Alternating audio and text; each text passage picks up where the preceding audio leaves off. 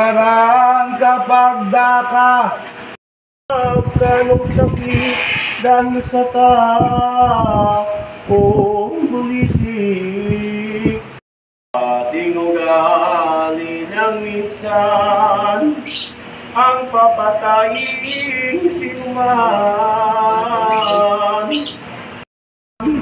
At nang malubos na tunay ang kaniyang kahirapan.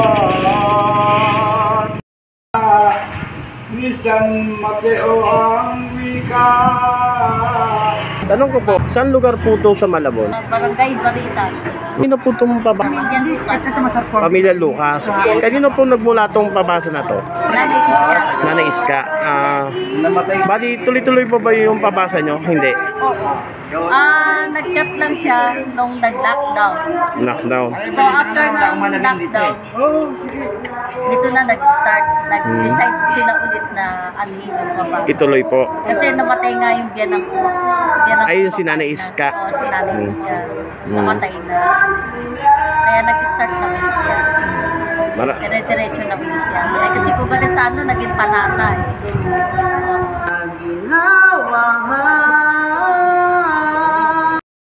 Sukot aking sinta.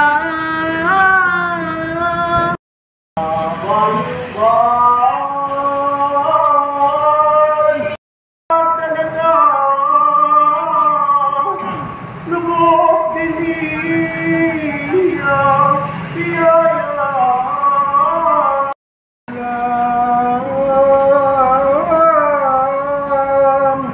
bunang-bunang kamuntik man gabitarang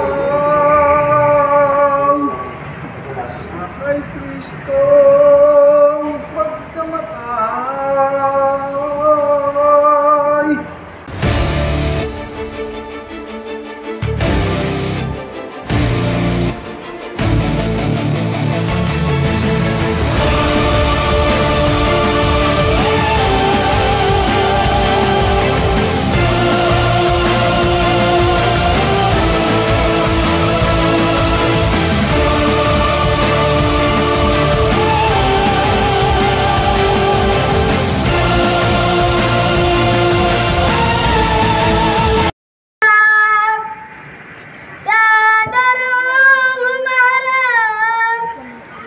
Yaong wikang masasarap, nasukat kang dahilan, at ikaw aliw sa hirap.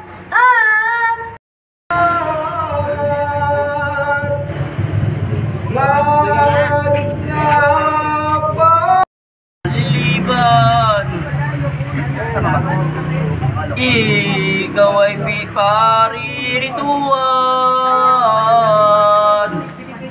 Ang kay Tomas na tinuran, di ko paniniwalaan. Hanggang di ko natitignan, may paniyaring kamay ang sugat sa